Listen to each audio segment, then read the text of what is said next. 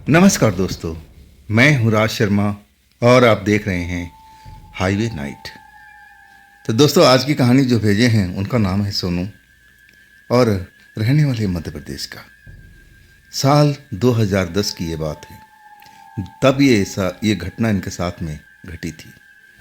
तो चलिए आज की कहानी के सफ़र पर सोनू के ही पॉइंट ऑफ व्यू से। दोस्तों, मेरा नाम सोनू है।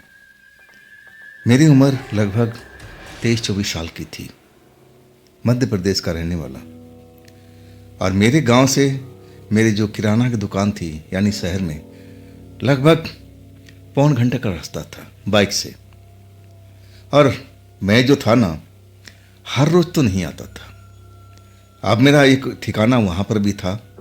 अब अपने ठिकाने पर रात को सोता था। सुबह उठ करके किराना स्टोर खोलना और फिर देर रात तक लगे रहना। हाँ, कभी कभी मुझे अब गांव का याद भी आती थी, तो मैं अपने गांव जब दुकान बढ़ाता था रात को, तब मैं अपनी बाइक उठाता और चल पड़ता अपने गांव की तरफ, अपने परिवार में। और फिर सुबह जल्दी तैयार होता और फिर शहर भागता और जाकर के अपनी दुकान खोलता। अब इसके बाद रोज़मर्रा का जो मेरी ज़िंदगी थी ऐसे ही चल रही थी। हाँ, मेरे काम में अब मेरे जो पिता भी थे वो भी मदद करते थे। और कभी कभी मेरा जो बड़ा भाई, जब खेती गृहस्थी को कोई काम नहीं होता तब वो मेरे पास में आता था। मतलब हम अकेले उस दुकान को नहीं चलाते थे, अब उसमें हमारे परिवार के लोगों का सहयोग भी। लेकिन ज़्यादातर मैं ही दुकान पर बैठता था। आखिरकार मेरी दादी का देहांत हो चुका था। मैं अपने दादी से बहुत प्यार करता था। मैं वो दुख जो देखा दादी का, मैं अब एक तरह से मौत को सदमा सा लग गया था। जब दादी की मौत हुई ना, तो वाकई में जब मुझे खबर मिली और मैं भाग करके दुकान बढ़ा के अपने जब घर पहुंचा, तो मैं दादी को अब वो सदमे जो लगा मुझे, मैं वो भर नहीं पाया था। अब सब कुछ काम क्रिया होने के बाद अब मैं तो दुकान खोल ही नहीं पाया, मैं शहर जा नहीं पाया। ऐसा सदमा लगा था। अब मैं सदमे से उबरने की कोशिश कर रहा था। घर के लोग भी हमारी मदद कर रहे थे। दादी मुझे बहुत चाहती थी। इतना प्यार मुझे और कोई नहीं करता था जितना मेरी दादी आज भी करती थी। लेकिन अब उस दुनिया में नहीं रही। यही जो सदमा था मेरे दिल के अंदर में बैठा हुआ था कि दादी को अब मैं मरते वक्त अब कुछ उनका सेवा भाव भी नहीं कर पाया। मैं ज़्यादातर शहर में रहता था, किराने की दुकान चलाता था, तो इतना मुझे मौका ही नहीं मिला। मुझे अफसोस रहा इस बात को। लेकिन जो होना था अब हो चुका था। मैं धीरे धीरे अब सदमे से उबर रहा था। परिवार के लोग मुझे सहारा भी दे रहे थे, समझा रहे थे कि जो आया है वो एक दिन जाना ही है। तो जो अब एक तरह से जो भी संतोष करना था मैं कर चुका था कि सब ईश्वर का खेल है, ईश्वर की माया है। अब वाकई में जो धरती में पैदा हुआ है उसको तो मरना ही है। आखिरकार मैं अब शहर लौट गया था। धीरे धीरे अब या तो दादी के बहुत आती थी, लेकिन अब करूं क्या, दुकान का काम भी देखना था, संभालना था सब कुछ। और उसमें हमारे पिता और बड़े भाई भी मदद करते थे। जब वो आ जाते थे तो मुझे बड़ा आराम मिलता था। आखिरकार उस रात को मैं कभी भूल नहीं पाता, जब वो पहली परछाई मुझे दिखाई दी थी। अब मैं दुकान बढ़ा करके अपने किराए का जो कमरा ले रखा था और वहाँ पर पहुँचा। तभी मुझे मेरे पीछे एक परछाई अब चल रही थी। जैसे मुझे जरा सा आभास हुआ ना, तो मैं पलट करके देखा। सफ़ेद कपड़ों में वो परछाई सी लग रही थी। चेहरा मोहरा साफ नज़र नहीं आ रहा था। मैं तो एकदम डर गया था। सही मायने में आज तक भूत नहीं देखा था ना। जैसे उस परछाई को मैं अपने पीछे आते देखा तो मेरी हालत ख़राब हो गई थी। मैं बहुत डर गया था। दौड़ करके भाग करके अपने कमरे में पहुंचा और अंदर से दरवाज़ा बंद कर लिया। मैं इतना डरा था, खौफ में था कि क्या बताऊं। जरा से ही बाहर में आहट होती थी ना, तो मेरे कान खड़े हो जाते थे और डर का एक लकीर मेरे दिल के धड़कन में महसूस होती थी। आखिरकार दरवाजे पर जब दस्तक हुआ ना, तो मेरी तो चीख निकल गई थी। मुझे लगा कि वही परछाई जो मेरे पीछे आ रही थी वो मेरे घर तक पहुंच गई है। आखिर वो कौन है, अब मुझसे क्या चाहती है, मैं समझ नहीं पा रहा था। अब मैं बहुत खौफ में था, लेकिन मैं दरवाज़ा नहीं खोला। आखिरकार वो जो भी था, एक ही बार दरवाजे पर दस्तक हुआ था और इसके बाद दरवाज़ा पर दस्तक नहीं हुआ। लेकिन रात को मैं इतना डरा हुआ था कि सो नहीं पाया था। आखिर डर के वजह से मैं सुबह में मैं दुकान नहीं खोला, सीधा अपने गांव की तरफ निकल गया था। मैं इतना भयभीत था, दिल की धड़कन बढ़ी हुई। गांव में गया तो परिवार वाले देख के हैरान थे कि क्या हुआ सोनू, क्या हुआ, तेरे चेहरे पर हवाइयाँ क्यों उड़ रही है, क्या बात है बेटा।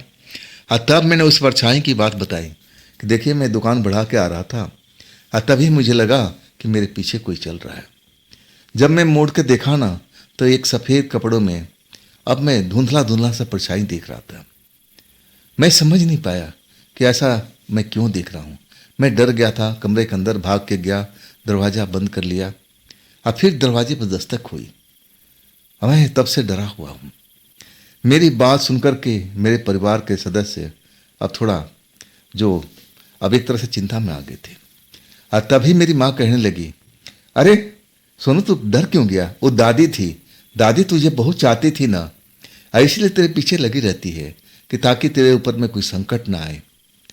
वाकई में मैं अब समझ नहीं पाया था कि मरने के बाद दादी मेरे पीछे क्यों आ रही है।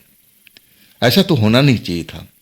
जो विधि विधान से कर्म कांड होता था, क्रियाक्रम सब कुछ मेरे पापा ने सही करवाया था। अब मैं तो अब विश्वास ही नहीं कर पा रहा था कि ऐसा दादी क्यों करेगी। बाप जो मेरे पिता थे वो भी मेरी माँ को डांट रहे थे कि तुम कैसे कह सकती हो। अब माँ तो जैसे अब अपनी बात को मनवाने के लिए तैयार बैठी थी। अब कह रही थी कि नहीं, सोनू को जो पीछा कर रही थी परछाई ना, वो दादी ही थी। तेरी दादी अब तुझसे ज़्यादा प्यार करती थी, तू भी तो करता था ना। वाकई में बात मेरे को धीरे धीरे समझ में आ गई थी कि हो सकता है कि माँ का कहना बिल्कुल सही हो, वो दादी ही हो। सफ़ेद कपड़े मेरी दादी भी पहनती थी और वो सफ़ेद कपड़ा मैंने देखा था, चमकता हुआ सफ़ेद कपड़ा, लेकिन मैं चेहरा मोहरा सही ढंग से देख नहीं पाया था। लेकिन अब जो बातों में दम था माँ का, अब मुझे यकीन करना पड़ा, परिवार के लोगों को भी यकीन करना पड़ा कि कोई डरने की जरूरत नहीं सोनू, तू बिल्कुल डरा मत कर, वो तेरी दादी है और तेरी हिफाजत के लिए तेरे साथ में है, तेरे से ज़्यादा प्यार करती थी ना, तो कोई डर वाली बात नहीं है।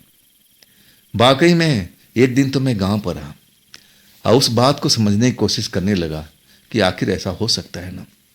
और तब मुझे थोड़ा यकीन हो चुका था कि माँ का कहना बिल्कुल सही है। फिर मैं अगली सुबह आकर के अपना दुकान खुला था। अब दुकान खोल करके संभालना, और दोपहर के टाइम में बड़े भाई भी अब आ जाते थे, मदद करते थे। बाइक मेरे पास में रहती थी, और ना तो मेरे बड़ा भाई बाइक चलाते थे और ना मेरे पिताजी। वो लोग बस का सफ़र करते थे, बस से आते थे, बस से जाते थे। दोपहर में अब दोनों लोग आके दुकान संभाल लेते थे और इसके बाद शाम की जिम्मेवारी मेरी होती थी। अब देर रात तक मैं अपने दुकान पर बैठा रहता था।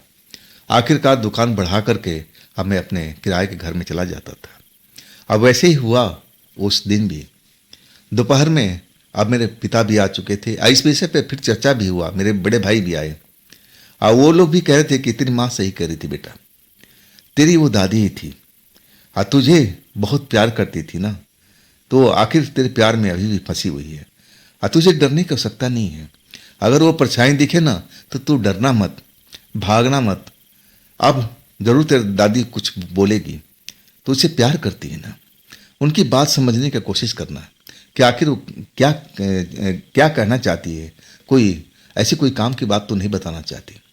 मेरे पापा मेरे भाई का कहना यह था और वो लोग अब एक तरह से पुराने ख्याल के थे और अंधविश्वास को मानते भी थे। लेकिन मैं इन चीज़ों पर पहले यकीन नहीं करता था, लेकिन जब मैं उस परछाई को देखा था ना, तब से मैं यकीन करने लगा था। आखिरकार एक रात तो सही निकल चुका था। दूसरा रात हुआ आज जब मैं अपना दुकान बढ़ा करके अब चलने लगा। आप वहाँ से मेरी जो घर था ना किराए का, ज़्यादा दूरी पर नहीं था। बाइक जो था ना दुकान के शटर में ही बंद कर देता था, खामखा क्वार्टर पर नहीं ले जाता था क्योंकि वहाँ पर छेड़खानी हो सकती थी, चोरी होने का खतरा भी था, तो मैं अपने दुकान के शटर के अंदर ही रखता था। पैदल ही अपने घर की तरफ, किराए के घर की तरफ चलने लगा। आज जिस जगह पर वो परछाई मुझे दिखाई दी थी, आज भी वो परछाई मुझे नजर आई, एकदम रोड के बीचों बीच खड़ी, जैसे मेरा इंतजार कर रही हो। जैसे ही मैं उस परछाई को देखा ना, अब माँ की कही बात याद आने लगी। पिता भाई सब कुछ बता चुके थे कि तुझे डरने की जरूरत नहीं है, वो तेरी दादी ही है और तू उसे प्यार करती है। अब तो मेरा थोड़ा हिम्मत बढ़ा हुआ था।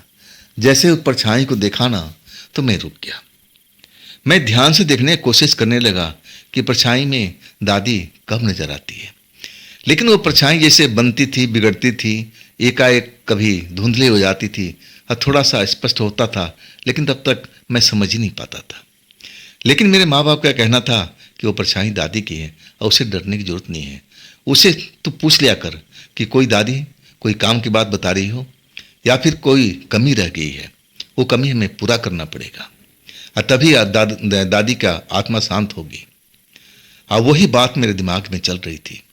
आखिरकार मैं निडर होकर के और उस परछाई के सामने खड़ा और फिर मैं पूछ पड़ा। मैं बोला कि दादी नमस्ते। परछाई कोई जवाब नहीं दिया, अपने स्थान पर कभी बन रही थी, कभी बिगड़ रही थी, साफ दिखाई नहीं दे रही थी। मैं कहने लगा, दादी आपको कोई ज़रूरत है, कुछ आप बताना चाहती हो तो आप मुझे बता सकती हो। अगर आपके कर्मकांड में कोई कमी रह गया है और आपको कुछ करवाना भी है तो आप वो भी बात बता सकती हो। जैसे मेरे माँ बाप ने बताया था, अब मैं वही सवाल अब दोहरा रहा था। लेकिन वो परछाई जो थी ना तो कुछ बोल रही थी और अपनी जगह पर स्थित थी, बिल्कुल बीचों बीच रास्ते के। हाँ, मैं लगातार सवाल पर सवाल कर रहा था कि दादी अगर आपको कुछ बात करनी है तो मुझसे कह सकती हो, कोई सवाल रह गया हो जो आप मुझे बताना चाहती हो तो बता सकती हो। आप ऐसा करो कि मेरे नज़दीक आ जाओ। जैसे मेरा हौसला बढ़ चुका था, वाकई में वो परछाई हरकत करने लगी, जैसे उसमें मूवमेंट होने लगी। तब भी मैं डरा नहीं था कि अरे दादी से क्या डरना, दादी की परछाई है और दादी अपने अब एक तरह से बच्चे को अपना नुकसान थोड़ी पहुंचाएगी। डर मेरा निकल चुका था। आखिरकार उस परछाई में हलचल होने लगी और वो परछाई धीरे धीरे मेरी तरफ बढ़ने लगी। मैं तो निश्चित खड़ा था कि दादी जरूर कुछ न कुछ बात बोलेगी। आखिरकार वो परछाई मेरे बिल्कुल करीब आ चुकी थी। जैसे ही करीब आई ना, अब मैं परछाई की तरफ देख रहा था कि आखिर ये मेरी दादी का है तो डरने की क्या जरूरत है, लेकिन दादी का चेहरा साफ क्यों नहीं दिख रहा है। अचानक परछाई का फासला बहुत कम रह गया था। अगर वो हाथ उठाती ना तो मुझे छू सकती थी, इतना फासला रह गया था। तभी मैं खौफ में नहीं था। अब दादी थी, दादी से डरने वाली कोई बात ही नहीं थी। दादी अपने बच्चों को नुकसान थोड़ी पहुंचाएगी। डर जो था बिल्कुल निकला हुआ था। मैं दादी से लगातार बात कर रहा था कि दादी कुछ बात है तो बताओ ना, मैं वो काम को पूरा कराऊंगा। अगर कुछ बताना चाहती है तो वो भी बता दो, मैं पिताजी को बता दूंगा। तभी दो हाथ वो उठे परछाई के और वो हाथ इतनी तेजी से मेरा गला का दबोचे ना, तो मैं तो संभल ही नहीं पाया था और हवा में झूल चुका था। अब परछाई का चेहरा अभी भी स्पष्ट नहीं दिखाई दे रहा। अब इतना डरावना पल था मेरे लिए कि मैं तो समझ नहीं पाया कि दादी अपने बच्चों के साथ ऐसा करती है। अब एक तरह से कहूँ ना कि हवा में झूल रहा था मैं। वो दोनों हाथ से मुझे अब गला पकड़ करके हवा में उठा दिया था।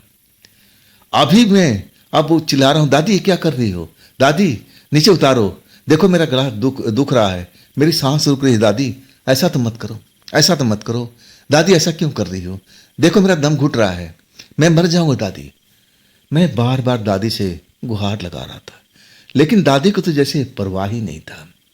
वो तो लगातार उनका हाथों का शिकंजा मेरे गले पर कसता जा रहा था और अभी तक मैं दादी का चेहरा अच्छी प्रकार से देख ही नहीं पाया था। वो चेहरा बनता था, बिगड़ता था सेकंड के अंदर में। मुझे दादी का प्रतिबिंब अभी तक नजर नहीं आया और अचानक वो हमला हुआ और मैं तो जैसे फंस चुका था। मैं बार बार जितनी शक्ति थी लगा रहा था कि दादी उतार दो ना मुझे, देखो मेरा गला दुख रहा है, मेरा दम घुट रहा है, मेरी सांस रुक जाएगी दादी। आप तो समझ लो, मैं आपका बच्चा हूं दादी, आप मुझसे प्यार करती हो। लेकिन दादी कहाँ रुकने वाली थी। वह लगातार मेरे गले पर शिकंजा कसता जा रहा था। ऐसा पल आया कि मेरी आत्मा निकल जाएगी, मेरी दम घुट जाएगा। अब मुझे आंखों के आगे अंधेरा छाने लगा, सांस लेने में कठिनाई होने लगी। अब लगने लगा कि अब मैं जिंदा नहीं बचूंगा। अब तो मेरे मुंह से आवाज भी नहीं निकल पा रही थी। ऐसा लग रहा था कि बस एक दो पल, इसके बाद मेरी सांस रुक जाएगी। जितनी शक्ति थी मैं पहले ही लगा चुका था, लेकिन कोई फर्क नहीं पड़ा। आखिरी पल जैसे आ रहा था, तभी उस परछाई को किसी ने धक्का दिया। जैसे ही धक्का दिया ना, परछाई जैसे मेरा गला छोड़ चुकी थी।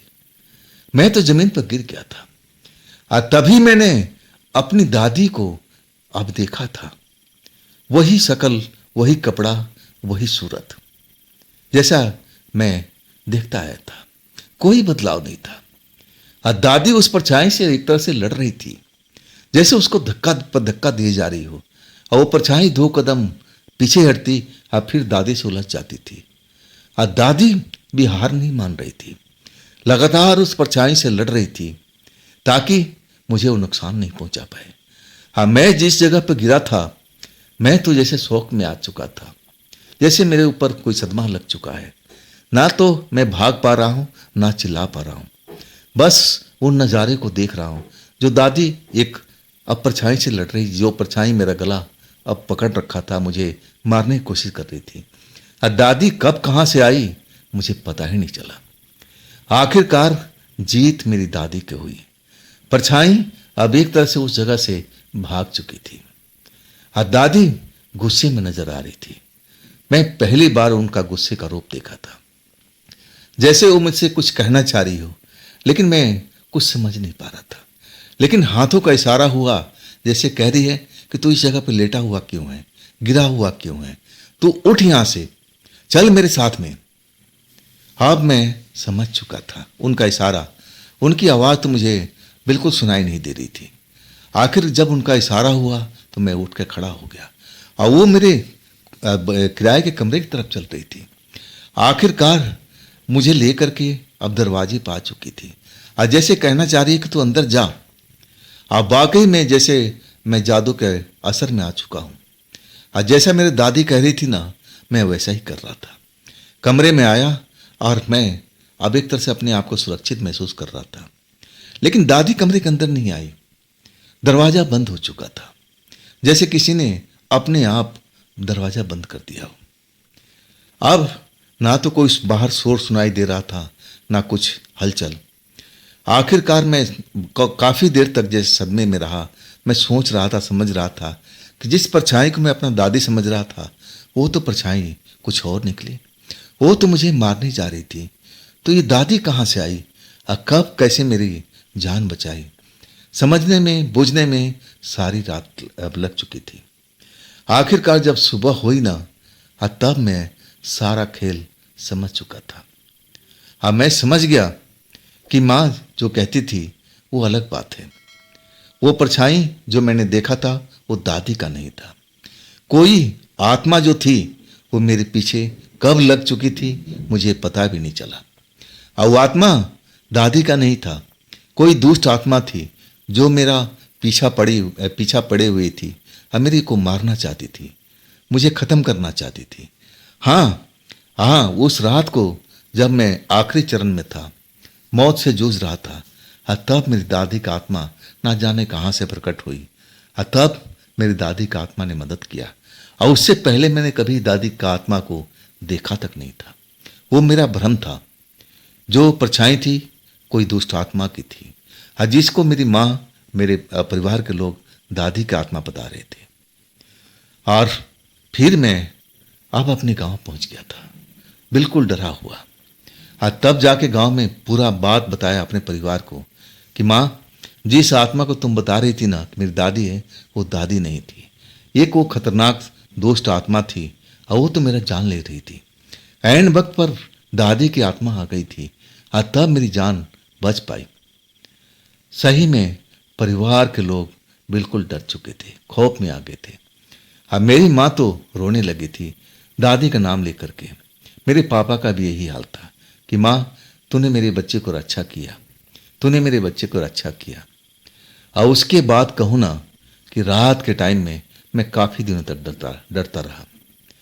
लेकिन अब धीरे धीरे जो डर था अब कम हो चुका था। लेकिन मैं कोशिश करता था कि अकेले न रहूं। इसके बाद अब मेरे जो भाई गांव में रहा करता था, अब मेरी दुकान में आकर के काम संभालने लगा और हम दोनों भाई उसी दुकान में काम करने लगे। हाँ, जब खेती गृहस्थी का टाइम होता था तो घर भी चला जाता था, गांव भी चला जाता था। लेकिन मैं कोशिश करता था कि मैं अकेले न रहूं। लेकिन उसके बाद ना तो मैं दुष्ट आत्मा से मैं कभी मिला और ना मैं अपने दादी को कभी देख पाया। तो दोस्तों, ये थी सोनू की कहानी।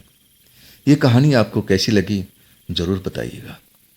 और दोस्तों, ये भी आप ही का चैनल है, तो इसको भी अपना प्यार दीजिए, लाइक कीजिए, सब्सक्राइब कीजिए अगर आपने नहीं किया है तो, और अपने दोस्तों को शेयर ज़रूर कीजिएगा। और दोस्तों, मैं कल की रात फिर इसी चैनल पर मिलते हैं और आप लोग अपना ख्याल रखिएगा। नमस्कार।